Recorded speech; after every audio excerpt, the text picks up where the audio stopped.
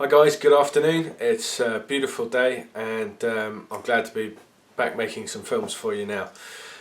It's been a couple of weeks. Last weekend I was away at the Bushcraft show, which was awesome. It was absolutely amazing. I'm so glad I went and I can really recommend it for everybody. If you're a novice like me, you've got a young family, you want to go out for a different weekend camping, or you're an expert looking to hone your skills or share those skills. Awesome event, really well organised, great fun. I was a little bit apprehensive at first, obviously, because this is all kind of new to me, but I was made to feel really welcome by all you guys and everyone out there, so thank you very much. I learned so much. I learned new stuff, I saw things I want to try, things I haven't done, all sorts of things, so I'm really looking forward to sort of taking this process forward with the stuff that I saw at the weekend and rolling with that and see how we get on. I met some amazing people. I met, bushcrafters from all around the country. I even met Les Hiddins, aka the Bush Tucker Man, and got to spend an hour with him. Great. I had a one-to-one cooking lesson with Yoppie Ranter, Finnish guy who's amazing. So these experiences, you just can't, money can't really buy those sort of experiences just offhand. An event like this where you can do those sorts of things, it's fantastic. So all in all, a great time. The traders that were there as well, these people, it's their livelihood, but it's their hobby, and they're more than happy to share their passion with you. So I learned more about leathercraft, I learned more about cooking in the bush, I learned more about everything. So it was a really worthwhile experience, and I've subsequently booked myself to go to the Wilderness Gathering in August, so I'm really looking forward to that. I bought a few things as well. I got some new knives for my spoon carving. I bought a tarp and hammock setup, which I was really, won over by with DD hammocks. So I'm looking forward to making a video on that, and I was blown away by their kit, and I ended up buying the Superlight range. But we'll talk a bit more about that in a different video. One thing I did learn a bit more about, I've been using flint and steel for my fire, and I took the plunge and I got my first ferro rod, which is great. I've really enjoyed it. I think it just opens up a whole wider range of tinders and fire starting methods, than just a flint and steel, which is great, don't get me wrong, but I think this will probably take place as my go-to option. And it just opened up a whole load of new methods of tinder that I kind of knew about but had never really played with, and one of those was fatwood. Now, I've known about fatwood, I've looked for it, I've never found it, I haven't had much time to look for it, to be honest, properly. But the fact is, I haven't really had much success in finding it. But going back to what I mentioned a couple of videos ago about urban bushcraft, I was cutting some pine to make some picture frames. Just knock up some, just at home, nothing special, just little picture frames. And I had this block of wood that was so thick with resin, you could smell it when you're cutting it. It was lovely.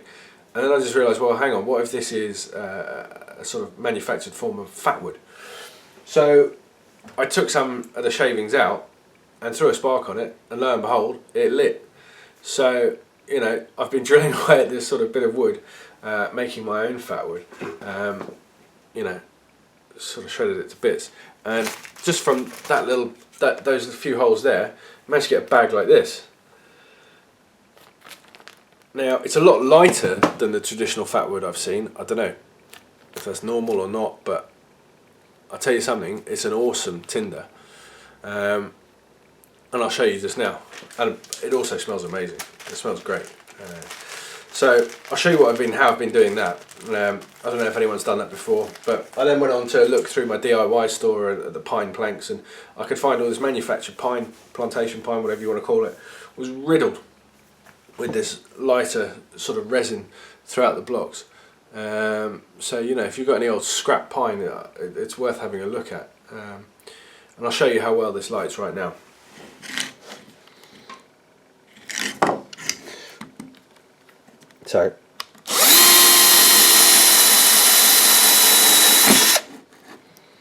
So So there we go, just by drilling it, just shreds it up a little bit. You can see how well this takes now.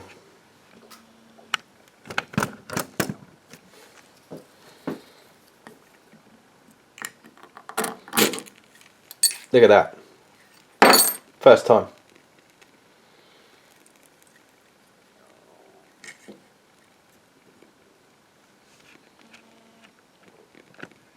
So you saw how easy that was. I mean, that was just first go. So I'm really impressed with that. But it's all very well making your own tinder and stuff at home and having everything ready in your bag. But what if you haven't got that bag? And this is something I'm, want to try out. What if I haven't got anything at all with me, just my ferro rod that I can throw a spark down? So let's take a little walk into the woods. Found some woods behind my house, which until I started this journey I never even knew were there. So we'll go and have a wander up there and just see if I can get an ignition from what's lying around. It's been raining pretty heavily the last couple of days, so we'll see. But I want to go out with just my ferro rod, what I'd have in my pockets, my penknife, and a bit of change. That's what I tend to have. So let's have a look and see how we get on with that.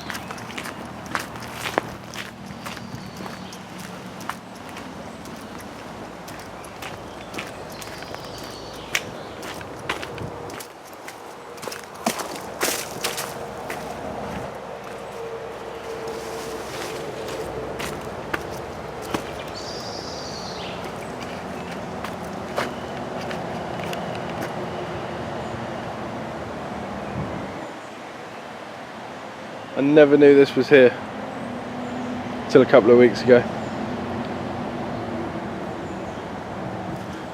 Now there might be a bit of traffic noise because there's a road just up that way. So apologies for that, but we'll do our best. So I'm just having a look around now. I want to put myself in the mindset of if I needed a fire and I had nothing with me, what would I use? And I saw one really good company displaying at the Bushcraft show, and that was Woodland Ways, and they were doing a lot of demonstrations on birch bark and the uses of birch. So I think that would be my first port of call because it's quite a prominent wood down here. So I'm going to have a look. I think most of this is now all sort of ash and stuff, but there's bound to be some birch. So I'll keep looking.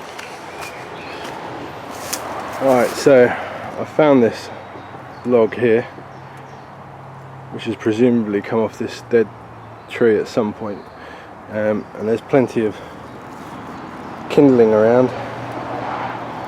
So I think what I really want to do is see if we can get an ignition from this bark. I don't really want to take anything off a living tree for obvious reasons, so finding something like this is ideal. Obviously if the situation warranted it, then yeah, you'd take it off a living tree, but just for the sake of recreation there's no need. So let's have a crack and see how we get on with this. Right, so I'm just going to scratch the surface of the bark, just fluff up. It's like paper, so you just want to get a little pile of that. Let's see what happens.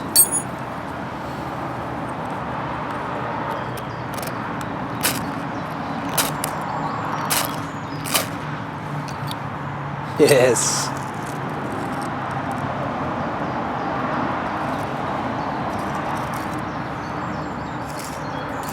Times and always thought professionals and blah blah blah blah blah. You know, they know what they're doing. But to be honest, it's easy. It really is simple. What you need is a bit of basic knowledge, and I mean basic, and then the confidence to go out there and try it. Now obviously I'm not going to light a big old fire because I'm near a road and there's a footpath over there. So, but what I wanted to test myself to see if I could get that flame so I could start a fire, which I did. And you know, first attempt, and even after a night of heavy rain. So, you know, doing these things gives you a little bit more confidence each time. I've never done this before. I've never done any of this before, and I've been doing this for a couple of months, and I'm learning so much as I go along. Not just about bushcraft, but about myself, what I can do, what I can't do, and it's cool. So, you know, you just gotta have a little bit of basic knowledge and you can go out and find these things for yourself. And once you do, you can then start looking around for other things. So with the fire lighting, you know, not just birch. When you're out walking, I was looking for other forms of ignition, and I found some pussy willow, really fluffy stuff like old man's beard, and that lit up. Took it home and tried it at home, and it lit really well. Sorry about the noise. You know, it lit really well. So, you know, it's building up that knowledge that you only get by experience and trying things or talking to other people. So I hope you've enjoyed that. I was amazed at how simple that was. If you haven't tried it, go and give it a go.